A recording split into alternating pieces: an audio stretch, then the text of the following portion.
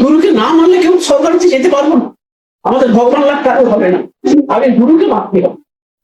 স্বর্গ মর্ত পাতাল এই ত্রিভুবনে এমন কিছু বস্তু নেই যা দিয়ে সদ্গুরু তুলনা করা যায়, এমন কিছু বস্তু নেই।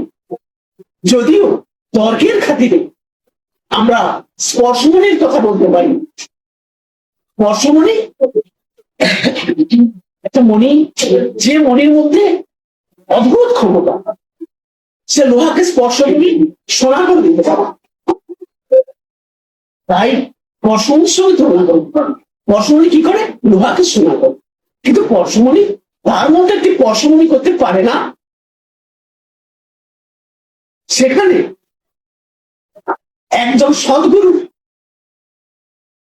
তার শিষ্যকে নিজের মতো জ্ঞানী করে তোলে, যেটা যেটা পরশমণি পারে না। নিজের মতো সর্বমণি করতে পারে না পরশমণি, কিন্তু গুরু পারে, সদ্গুরু পারে তার সন্তানদের নিজের মতো জ্ঞানী করে। তিনি হলেন সদ্গুরু।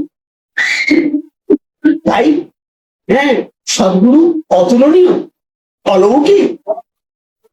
সদ্গুরু যা কিছু করেন সব অলৌকিক, বিস্ময়কর। তাই সদ্গুরু এই সত্যি আমার রাজ্যে কি আলোচিত করছি আজও পর্যন্ত। কি এই শ্লোক, কি এর অর্থ, এ কথা কে বলাবে, বলবে? এমন কি গুরু আছে এমন কথা বলবে? বিরল। আর বাড়াবো না। 2018 2017 গুরুদেবের সঙ্গে শেষ সঙ্গ। তিনি বলেছিলেন, হ্যাঁ কৃষ্ণানন্দ,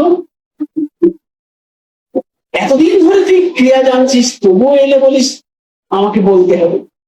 তোকে তো আমি সব বলে দিয়েছি, এত বলার কিছু নেই। যাক, ওঙ্কারকে উপর চলতে আর কিছু করতে হবে না। আর বাসুদেব মন্ত্রের সঙ্গে ওঙ্কারের যোগ করে দেয়, এটাই তোকে বললাম। ওঙ্কার ক্রিয়া করার সময় ওঙ্কার জপ না করে তুমি বাসুদেব মন্ত্রকে জপ করো প্রতিটি অক্ষর। যা ঠক্কর ক্রিয়ায় করা যাবে, ঠক্কর ক্রিয়ায় মোচড় দিতে হয়, এক মোচড় দিতে হয় না, দেখবি তোর খেল জমে যাবে। এই ছিল 17 সালের কথা। 18 সালে ওনার দর্শন করতে পারিনি, এসেছিলাম তখন উনি নার্সিং হোমে। তারপরে এলাম, গুঞ্জন শোনা যাচ্ছে গুরুদেবের দেবতা রাখার পিছনে এই গুরু ভাই দায়ী। কারণ গুরুদেব এখানে আসতে চেয়েছিলেন, ওনারাই ওনাকে এখানে আসতে দিলেন না। আমি খুব চিন্তায় পড়লাম। তাই তো অনেকেই এই গুরুদেবের দেহ ছাড়ার পিছনে, পার্থিব ছাড়ার পিছনে অনেকেই তাই। ফিরে গেলাম আশ্রমে, মনে মনে খুব চিন্তা করলাম। তা আজকে একটু বলতে চাই যে গুরুদেবের দেহ ছাড়ার পিছনে তার সন্তানরা কিন্তু এক নজরে বলতে হয় তাই নয়। সন্তানরা চায় গুরু ফিরে আসুন, সুস্থ শরীর নিয়ে ফিরে আসুন। তাদের সর্বান্তকরণে তারা সবাই চেষ্টা চালিয়ে গেছে। তাই কেউ দায়ী নয়, তিনি লীলাময়। তার লীলার জন্য তিনি এই কাজ করেছেন, এ তার লীলা, তার ভাব। এই লীলার ভাব আমরা কেমন করে বুঝবো? বুঝতে পারবো। তাছাড়া একটা দিকে আমরা ভক্তদেরকে দায়ী করতে পারি। ঠাকুর রামকৃষ্ণ বলেছেন, সাপুরি আমরে নিজের খেলনা সাপের ছবরে, আর গুরু মরে তার নিজের তৈরি করা শিষ্যের হাতে। স্থূল অর্থে আমি এইটুকুই বলতে চাই, আমরা গুরুদেবকে নানাভাবে তার সময় অসময় কিছু না বুঝে বাবা এটা বলবে। আমি আমার নিজের কথাই বলছি।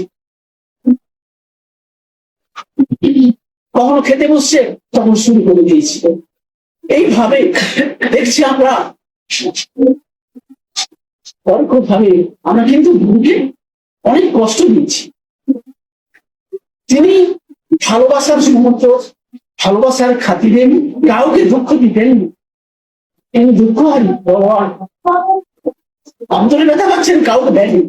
আচ্ছা বল বল, শত কষ্ট হলো, বল বল বল, কাউকে তিনি ফিরিয়ে দিতেন না। তাই বলে তিনি ভালোবাসার সাগর, জ্ঞানের সাগর। তবে আমাদের এই শাস্ত্র বিধান মতে আমরা কিন্তু গুরুকে মারার পিছনে যেমন আমরা পরোক্ষভাবে দায়ী আছি, আবার প্রত্যক্ষভাবে আমরা দায়ী আছি। গুরুকে না মানলে কেউ সরকার যেতে পারবো না, আমাদের ভগবান লাভ কারো হবে না। আগে গুরুকে মানতে হবে।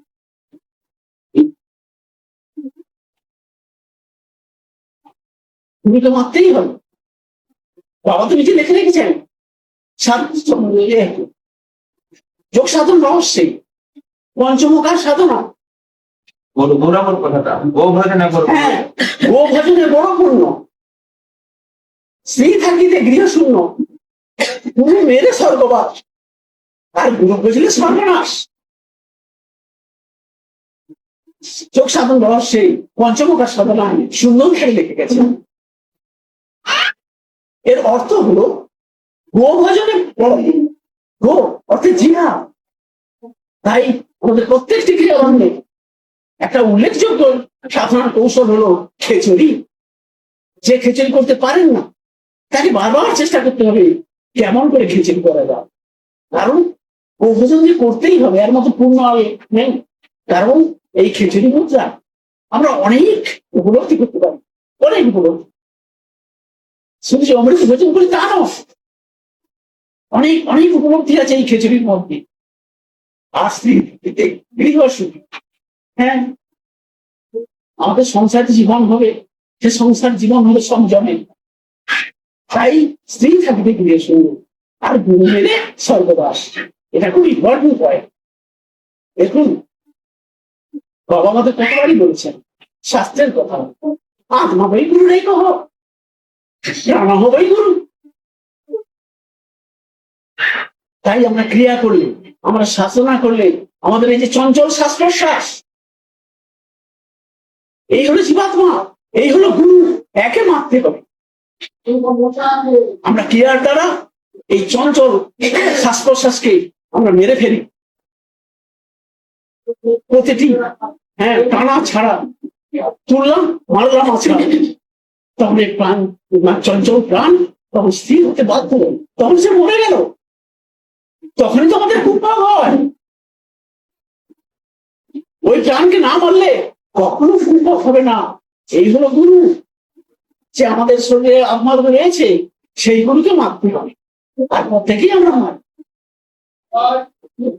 না হলে এই সহস্রার স্বর্গের যে আমরা যাবো কি করি? আমাদের প্রশ্নের কারণ নেই, কারণ বাবা তুমি যেটা শিখিয়েছেন আমাদের, আগে গুরুকে মারো। এই গুরুকে মানলে বলে সর্বনাশ হবে। সর্বনাশ হলো আমাদের নিজের বৃত্তিগুলো নষ্ট হয়ে যাবে।